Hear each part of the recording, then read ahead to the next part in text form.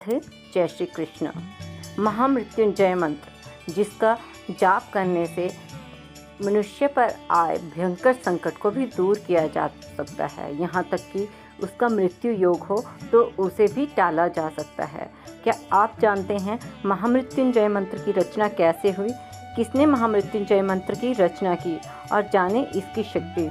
शिवजी के अनन्य भक्त मृकंड ऋषि संतानहीन होने के कारण दुखी थे। विधाता ने उन्हें संतान योग दिया ही नहीं था।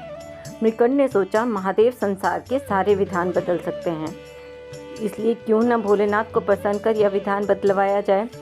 मृकंड ने घोर तप किया। भोलेनाथ मृकंड के तप के कारण को जानते थे, इसलिए उन्होंने शीघ्र दर्शन न दिया।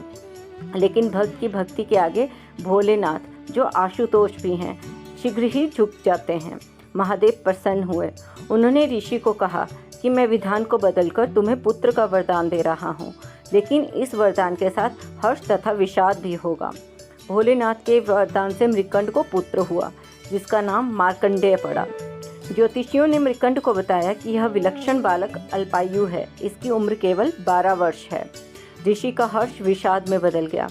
मृकंड ने अपनी पत्नी को आश्वस्त किया, जिस ईश्वर की कृपा से संतान हुई है वही भोले इसकी रक्षा करेंगे।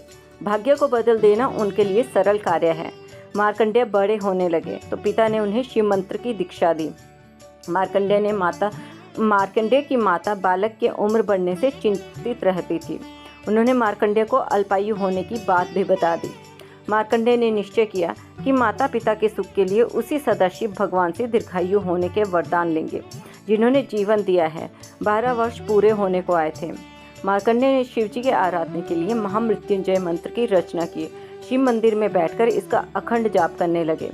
ओम त्र्यंबकम यजामहे सुगंधिम पुष्टिवर्धनम उर्वारुक्मे बंधनार मृत्युर्मोक्ष्य माँ अमृतात्। समय पूरा होने पर यमदूत उन्हें लेने आए। यमदूतों ने देखा कि बालक महाकाल की आराधना कर रहा है, तो उन्होंने थोड़ी देर प्रतीक्षा की। मार्कंडेय ने अखंड जप का संकल्प लिया था। यमदूतों का मार्कंडेय को छूने का साहस भी न हुआ और लौट गए। उन्होंने यमराज को बताया कि वे बालक तक पहुंचने का साहस भी नहीं कर पाए। इस पर यमराज ने कहा, मृकंड के पुत्र को मैं स्वयं लेकर आऊँगा। यमराज मार्कंडेय के पास पहुँच गए। बालक मार्कंडेय ने यमराज को देखा तो जोर जोर से महामृत्युंजय का जाप करते हुए शिवलिंग से लिपट गया। यमराज ने बालक को शिवलिंग से खींचकर ले जाने की चेष्टा की। तभी जोरदार हुंकार से मंदिर कांपने लगा।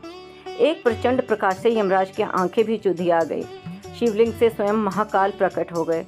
उन्होंने हाथों में त्रिशूल लेकर यमराज को सावधान किया और पूछा, तुमने मेरी साधना में लीन भक्त को खींचने का साहस भी कैसे किया? यमराज महाकाल के प्रचंड रूप से कांपने लगे। उन्होंने कहा, प्रभु, मैं आपका सेवक हूँ। आपने ही जीवों से प्राण हरने का निष्ठुर कार्य मुझे सौंपा है।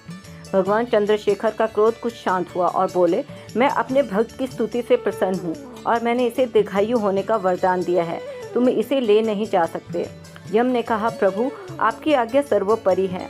मैं आपके भक्त मार्कंडेय द्वारा रचित महामृत्युंजय का पाठ करने वाले को त्रास नहीं दूंगा। महाकाल की कृपा से मार्कंडेय दीर्घायु हुए। उनके द्वारा रचित महामृत्युंजय मंत्र काल को भी परास्त करता है। इसीलिए तो जब भी किसी के कुंडली में मृत्यु योग, काल सर्प दोष आता है तो लोग महामृत्युंजय का जाप ही करते हैं। तो आप भी यदि किसी संकट में हो, महाबीमारी ने आपको घेर रखा है, तो निश्चय ही आपका यह मंत्र सहायता करेगा उस बीमारी से निकलने के लिए। आप जप तप और निष्ठा से इस मंत्र का जाप करें। बोलिए हर हर महादेव, जय श्री राधे, जय श्री कृष्ण। भक्तों, आपको यह कथा अच्छी लगी तो कृपया इस वीडियो को लाइक करें, शेयर करें और हमारे चैनल को सब्सक्राइब करें। जय श्री राधे, जय श्री कृष्ण।